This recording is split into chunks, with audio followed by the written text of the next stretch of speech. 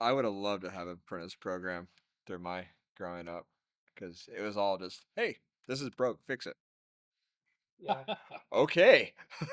Any background, any help would be nice. But nah, apprentice programs are. I mean, I was a mentor at my previous company. It's nice to be able to train people and guide them to knowledge instead of being trial by fire, because that's pretty much how we learned. So, like you said, you go to training now, you're like, that would have been good enough a few years ago.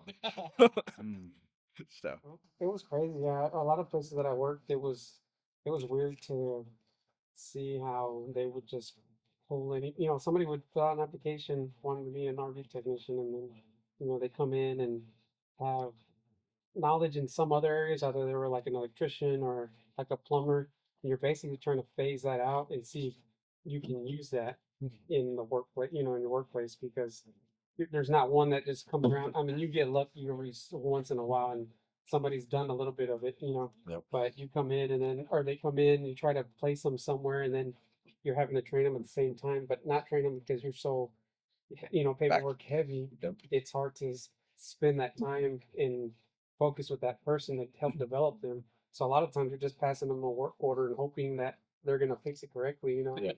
And if that they do run into something that they don't know, they'll come back and get you. But even like so like coming here and then like them talking about the apprenticeship program and all that stuff, I was like, okay, it sounded good, but I had heard it before and I was like, okay, yeah, we'll see how it goes.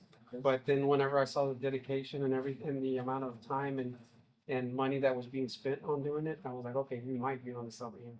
And then I'm always the kind of character that'll like sit back, listen, and wait for a minute and see how things are going to play out, and then I'll put my 2 cents in.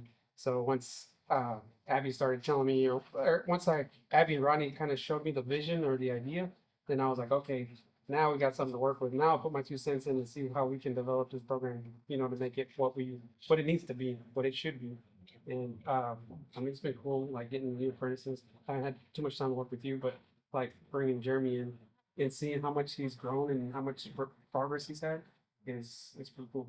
I mean, that's big. Like the company I came from, like I said, they had the mentor. I was the mentor trainer, and they had apprentices, but they give you this guideline sheets, and you're like, I can't tell you last time I touched a satellite. Like, how can I train them on a satellite when I haven't even touched one in 2 years? So, so they want them to learn this stuff. But they're like, well, why haven't they learned it? Haven't touched it. Like, how? Well, not even just that. There's new things every year, Oh yeah, everything every changes. day. It's just weekly. It Yeah, changes. That's the great thing about the industry.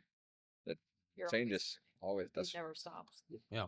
Well, they're always going for new technology. As far as the apprentice program goes, from the other side of the story, Blue Moon has always struggled to get a hold of and keep technicians. And part of it is because of the fact that there's just not enough people that really know what they're doing or really want to know what they're doing. We had one guy that worked for us for a while. It was a relative of Rodney's, in-law type relative. And he worked here for, I think, 2 years, and he said, I just really can't do this anymore, because he had got to the point where Rodney was wanting to send him out on his own, right? And he's like, no, I don't think. And he just went back to driving tow truck. And because he just telling Rodney, I said, I don't know what I'm doing. He's like, when you started working here, you didn't even know how to spell RV. And now you're working on them and you're doing it right. But he just, he didn't think he could.